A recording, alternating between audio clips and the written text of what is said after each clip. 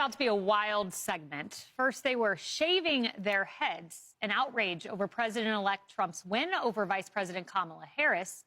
But now, listen to this. Women are getting sterilized after Donald Trump's victory, saying it's their only option. Newsweek spoke to 5 women who have undergone the procedure or plan to do so in the wake of the election. The women say they did it over their fear that the Trump administration will take away their reproductive rights. One told the outlet she felt, quote, the election tied her hands. Emily, I want to delve deeper into that individual who said that. Let's pull this up. This is Newsweek. Last week, a 39-year-old from Washington State, that is very young, who did not want to be named, underwent a bilateral salpingectomy. Hopefully I said that right, in which her fallopian tubes were removed. Quote, I am not happy that I felt forced into a surgery. I did not want to alter my body. I feel like the election tied my hands, forced me to be sterilized. This is horrible. She says, with Trump's victory, we quickly learned my choice to cancel the surgery had been taken away. What does she mean by that? What? I'm sorry. I view that as the most perverted joke of someone who is totally missing the point. And that is that President Donald Trump actually empowers every single person, that their vote actually counts, that the Roe v. Wade being overturned meant that it restored the power to the people on the individual level, on the state basis. And I wish that that person had used clearly the platform that she was granted and clearly the money that she has to better use, which would be for advocacy, for local elections, for local community work, and for actually educating others rather than totally destroying her body. And when you contrast that with all of the countries who are currently at war, with at Ukraine, with Israel, with Hamas, with so many people who are just barely surviving today, and she has the money to elect to destroy her body and any hope for reproduction for the most insane interpretation of this president who is assuming office. I am shocked, and who I feel the most horrified for and the most sorry for are her parents. Well, it's not just the women, it's the men too. I thought all the liberal men got their vasectomies at the DNC. Apparently not. So let's pull up this headline. Vasectomies rise 1,200% after Donald Trump election win. And to that we go to our resident male, Brian Kilmeade. Right. Thanks for not asking me Emily's question. You lost me at fallopian. But a couple of things. I mean, I thought this was a joke. I thought this was like from the Weekly World News. I mean, obviously, number one, you are losing your reproductive rights by taking them away from yourself. Yes. So I'd rather take it away from myself. But it's also good news for the Trump fans. There's going to be very few. They're not going to, or Trump haters are not going to be reproducing, which could be good for the MAGA world, who have not reacted that way. They probably, I'd like to see a study, a pie chart, but I imagine there's more MAGA people being created at this moment because they're elated about the result. Maybe. More on that later. Yes, well, and we also have poisonings for you if you didn't like the former 2 topics. This is crazy, literally crazy.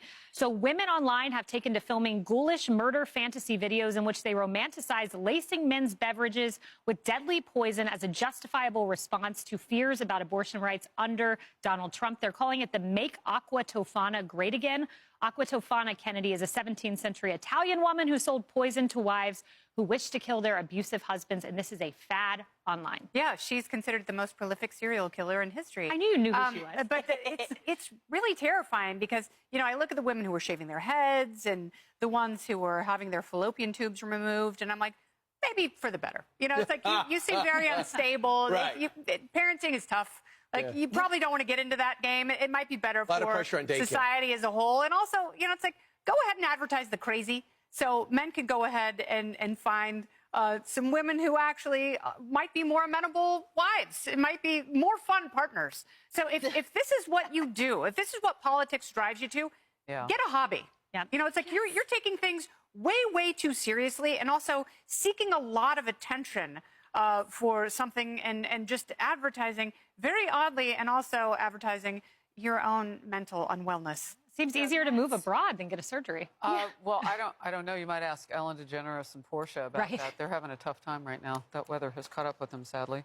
Well, undiagnosed mental health issues in this country are not a joke.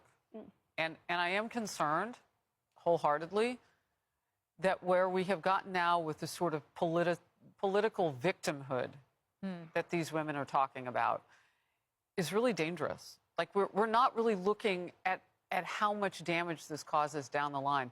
maybe one of these people will end up being, you know, an aunt or a parent or something like that. And this is who we're dealing with. I mean, this is a sickness that we're talking about now. And the United States of Attention, that's not what the A stands for. Yes. It is the United States of America.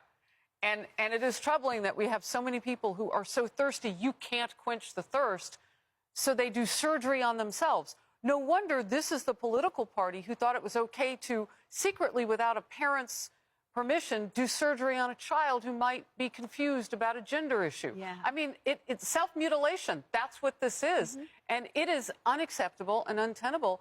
And I look at this as people who really need help. And one of the Newsweek women, to your point, did not tell her family about her surgery, but talked to Newsweek under condition of anonymity. Attention. Exactly. The A is for America. How does that make sense, guys? And just as you thought, but the 4B movement was going on the deep end as it is. Now you got women, both liberal men and women, sterilizing themselves.